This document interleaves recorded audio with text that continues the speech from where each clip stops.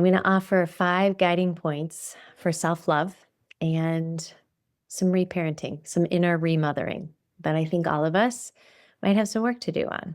The reparenting journey is one of the greatest and most empowering things you can do for yourself. So the first point is recognize the myth of the perfect mother. She does not exist, right? We know this to be true.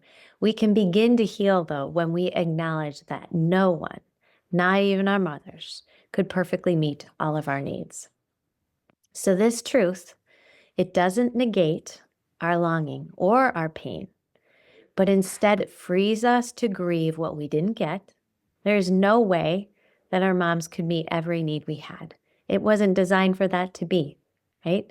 But rather than stay entangled in seeking this love and trying to source it from where we cannot source it, we learn to start sourcing it from here. But we have to first understand what it is that we so deeply desire. What is that kind of love that we deeply desire, and how can we learn to love ourselves in that way? This opens the door to self-responsibility and an incredibly deep forgiveness that all of us, I think, are in process of learning what that looks like. So the practice here, if you want to do a prompt, would be to write a letter to your little self, validating what she needed and didn't receive. And then I want you reading it aloud to yourself with gentleness, with love. The second guiding post here would be meet yourself where you are.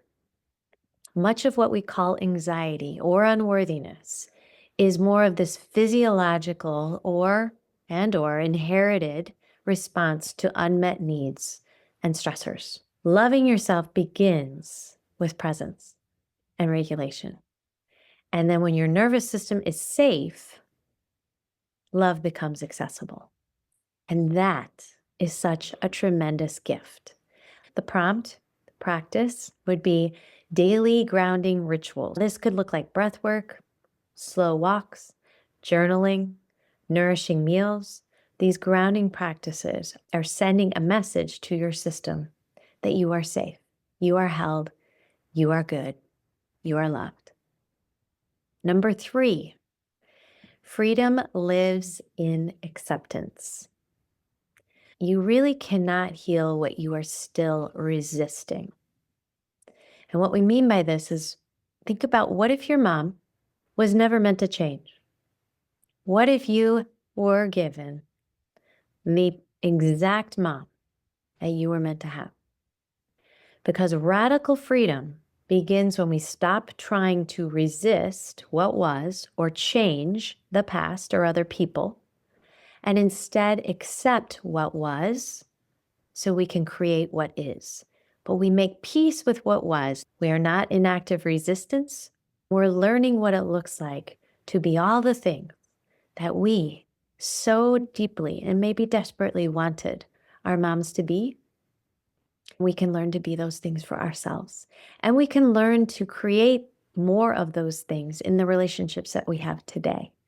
Ask this question: what would unconditional love look like if I stopped waiting for it to come from someone else? Take a little bit of time on that one. I think that'll be a very clarifying question for you. What would it look like? Unconditional love